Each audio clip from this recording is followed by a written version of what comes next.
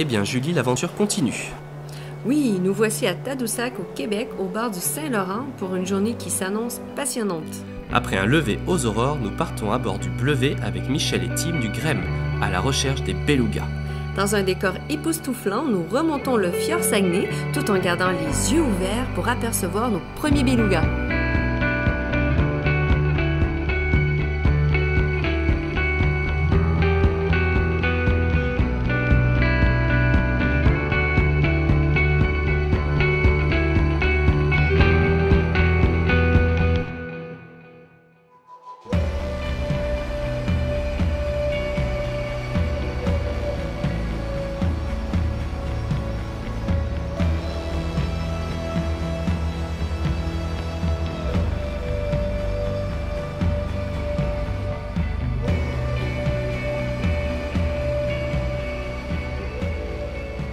Donc le GREM, c'est le groupe de recherche et d'éducation sur les mammifères marins.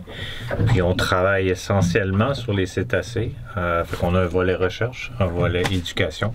Puis là, vous êtes avec le volet recherche aujourd'hui, donc avec le groupe du R. Puis essentiellement, on travaille beaucoup sur les belugas du Saint-Laurent, la population du Saint-Laurent. Et puis on a des projets de recherche aussi sur les grands rorquals. On est parti en fait pour étudier les belugas. Ce qu'on fait, c'est le programme d'écologie comportementale sur les belugas. Puis selon la météo, la plupart du temps, on est beaucoup influencé par la météo. On va choisir un secteur où travailler. On essaye de varier les secteurs puisque les belugas se retrouvent quand même sur un large territoire. Puis on essaye de trouver des belugas pour faire de la photo-identification. La photo-identification, en fait, c'est on prend des photos des animaux sur le flanc, donc sur le côté, bien à 90 degrés pour pas avoir d'angle, pour pas que ce soit déformé, puis on va chercher des marques. Fait que ça va être des marques sur le flanc ou des marques dans la crête. À la place de la nageoire dorsale, les belugas ils ont une crête dorsale. Puis ces marques-là vont nous permettre de suivre les animaux d'année en année. Souvent, on va vraiment en fait nommer les types de marques. Fait que déjà des animaux, déjà on va faire la différence tout de suite entre les animaux qui n'ont pas de marque et ceux qui ont des marques. Souvent, vous allez nous entendre dire lui, il a une belle crête. Et en fait, quand à chaque fois Michel ou moi on dit ça, il y a une belle crête, ça veut dire qu'il y a des marques, il y a plusieurs marques dans la crête qui va être facilement reconnaissable. Fait en fonction de la marque, des fois, comme tout à l'heure, on en a vu un, sur la fin de la crête, il manquait une bonne partie. Puis cette marque-là, par exemple, juste sur le terrain, sans avoir à regarder les photos, on est capable de la reconnaître assez facilement. Boursoufle aussi, avec sa grosse marque. Puis des fois, ben oui, on leur donne des noms. Ça peut être des noms qu'on donne sur le terrain, justement, en fonction de la marque. Comme Boursoufle, par exemple, c'est vraiment un très bon exemple. Là. Puis après, ben, si les animaux sont adoptés plus tard, ils vont avoir d'autres noms que le parent qui va adopter l'animal va choisir, en fait.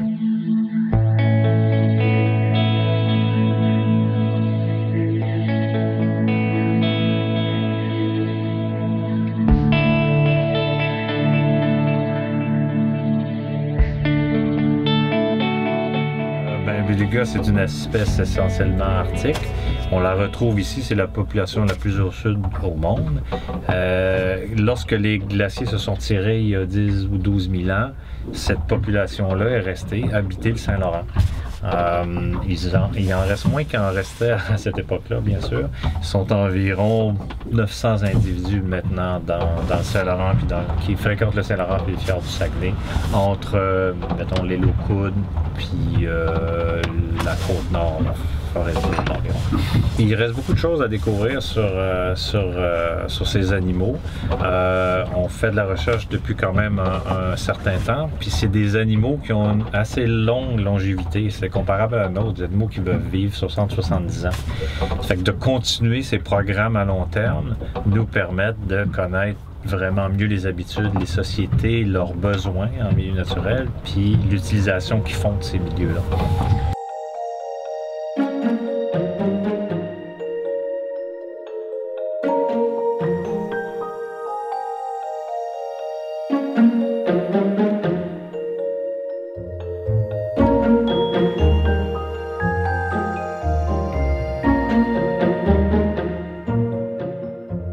Quand ils se mettent à être en fait directionnels, quand ils ils se décident à se déplacer vers un lieu quelconque, ben là, pour nous, c'est vraiment le meilleur moyen pour travailler parce qu'on est capable d'anticiper ce qu'ils font plus ou moins.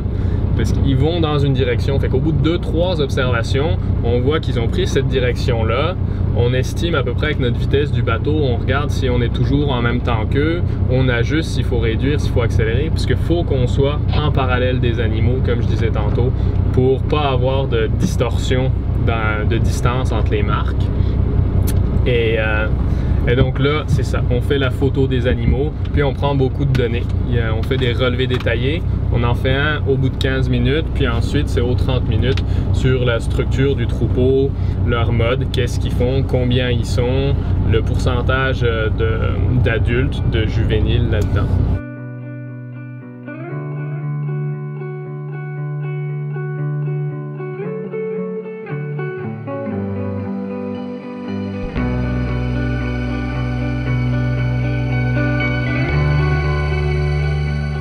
Après les belugas, place aux grands mammifères marins, les baleines. Oui, ces grands rorquals sont étudiés à la loupe avec l'aide notamment de la télémétrie. Michel, mais c'est quoi cette histoire de télémétrie? C'est un volet recherche qui regarde l'alimentation des grands rorquals dans le secteur. Ça se fait en collaboration avec Parc Canada et Pêche Océan Canada.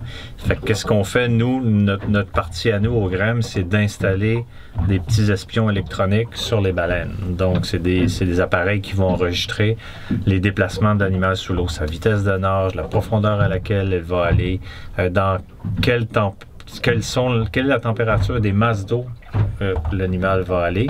Et puis, de plus, cette année, on a des nouveaux enregistreurs qui nous permettent de savoir la position de l'animal dans l'eau. Donc, est-ce qu'elle s'alimente sur le côté? Est-ce qu'elle s'alimente dans le fond de façon verticale? Et les patrons de mouvement, de déplacement dans l'eau pendant les séances d'alimentation ou de déplacement. Puis en plus, on a la vitesse, grâce à une petite turbine qui tourne, on a la vitesse de déplacement de l'animal. Puis les grands rorquals, quand ils ouvrent la gueule, c'est des engouffreuses. Donc, ils vont nager, ils vont ouvrir la gueule dans un banc de poissons ou de krill. Puis ça provoque un ralentissement de la vitesse de nage. C'est comme un parachute, la gueule qui s'ouvre puis la gorge qui se gonfle. Puis là, on va voir la vitesse de nage qui va diminuer de façon drastique. Fait qu'on est capable de savoir le nombre de bouchées que l'animal va prendre pendant sa plongée. C'est le défi numéro 1, c'est d'être capable de s'approcher. On a deux façons de les poser, soit avec une longue pôle, soit avec un arbalète. Qui va lancer la balise. Puis la balise va tenir dans les deux cas avec des ventouses de caoutchouc. Une fois que c'est collé, puis la façon qui est posée à la pôle, de façon délicate, on va juste déposer la balise, puis pouf, ça va coller sur le dos de l'animal. Elle va être relâchée entre 4 à 24-40 heures plus tard.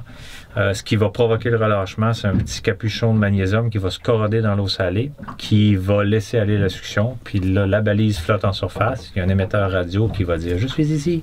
Puis on va la chercher. Puis on doit la récupérer parce que les données sont enregistrées à bord de l'appareil et ne sont pas transmises. Fait qu'il faut récupérer la balise pour récupérer nos données. À ce moment-là, on va brancher ça sur un appareil, un ordinateur. Puis on va pouvoir télécharger les données qui sont à l'intérieur de la balise. Puis découvrir ce qui vient de se passer sous l'eau. Parce qu'on on voit pas beaucoup de la vie de l'animal quand on ne voit ce qui est en surface. Les animaux viennent ventiler, mais cette balise-là nous permet de voir de l'autre côté du miroir qu'est-ce qui se passe au fond.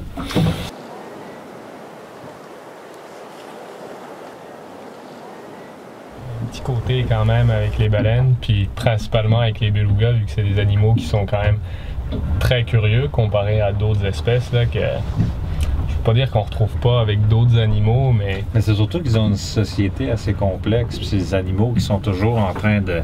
Leur source d'alimentation est variée, fait que possiblement c'est ce qui en fait des animaux curieux, qui ont... Puis la facette société, l'association des animaux, la fidélité au site, ça fait de cette espèce-là que les animaux fascinants. Je pense que ça fait toujours... Toi, ça fait 17 ans que tu fais ça? Ouais, j'arrive à la 20e. Ouais.